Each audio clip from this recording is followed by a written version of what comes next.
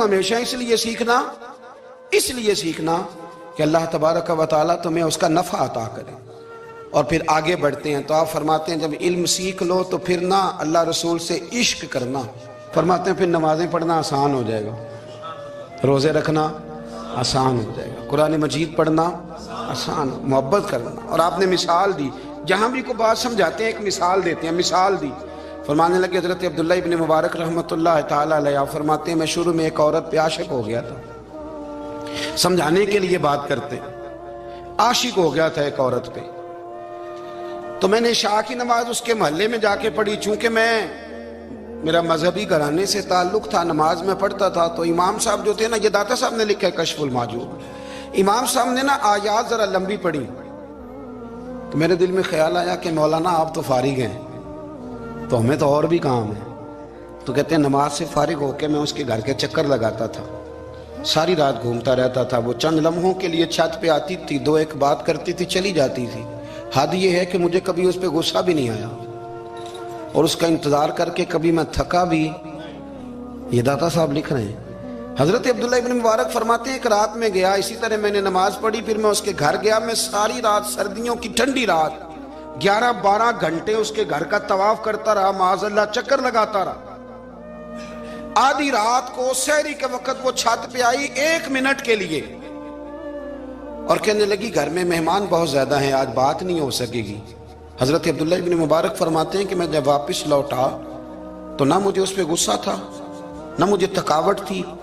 بلکہ میرے دل کے اندر اس کے لیے محبت بڑھ رہی تھی۔ میں کہہ رہا تھا کتنی اچھی ہے بیچاری، اتنے راش میں بھی اور اتنی مجبوری میں بھی 1 منٹ کے لیے چھت پہ آئی ہے، پھر بھی مجھے اس سے پیار بڑھ رہا تھا۔ کہتے ہیں جب میں تھوڑا آگے بڑھا تو فجر کی اذان ہو رہی تھی،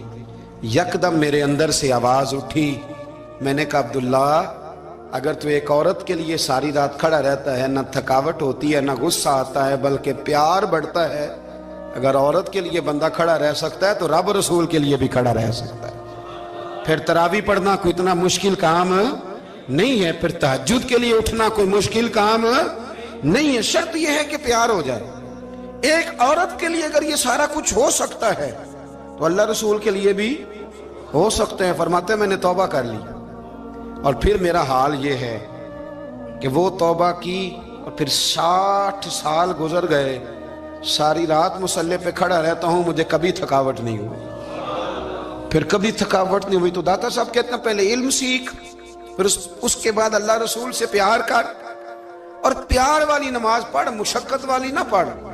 یعنی بوجھ والی نہ پڑھ کہ اب میری جان چھوٹ جائے تو میں بھاگ کے جاؤں، تم ادھر بیٹھو تو میں دوڑ کے نماز پڑھ کے آیا، یہ والی نماز نہ پڑھ۔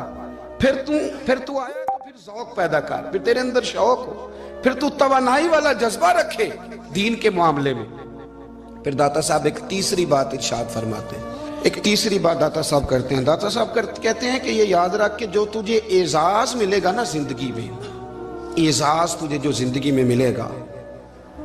اور کوئی کرامت اگر تجھے ملے گی تو وہ صرف نبی پاک علیہ السلام کی سنت اور شریعت کی وجہ سے ملے گی۔ تو جتنے مرضی چلے کاٹ لے، وظیفے کر لے، کالا جادو، نیلا جادو، پیلا جادو، جو مرضی تو سیکھ لے، اگر تجھے کوئی اللہ شان دے گا تو صرف اس لیے دے گا کہ تو نبی پاک کے دین پہ عمل کرتا ہے۔ کس نے لکھا ہے؟ اللہ کرے آپ کو میں یاد کرا سکوں،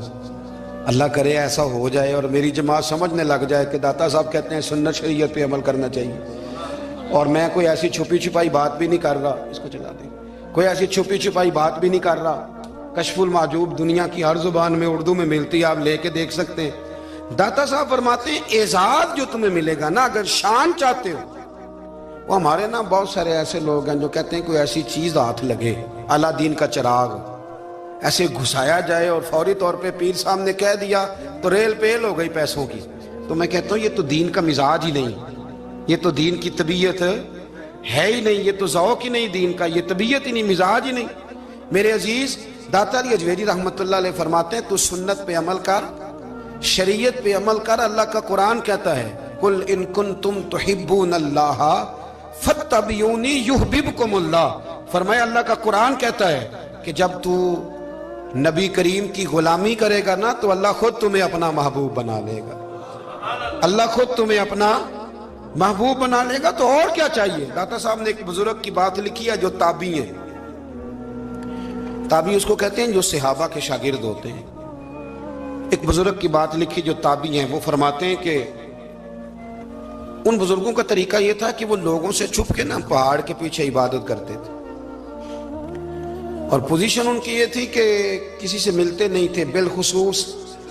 فجر کی نماز سے لے کر عصر کی نماز تک بکریاں رکھی ہوئی تھیں، ان کو چراتے رہتے تھے فرات کے کنارے اور نفل پڑھتے رہتے تھے. اس وقت کو ملنے بھی نہیں آتا تھا. ایک شخص بڑی دور سے ان کی شہرت سن کے آیا، میں نے تو ملنا ہے. لوگوں نے کہا وہ اس وقت نہیں ملتے، ناراض ہوتے ہیں. اس نے کہا اللہ کا بندہ ہے نا، ناراض ہو بھی جائے گا تو لمبا ناراض رہے گا نہیں، اللہ والے جلدی راضی ہو جاتے ہیں. پہنچ گئے.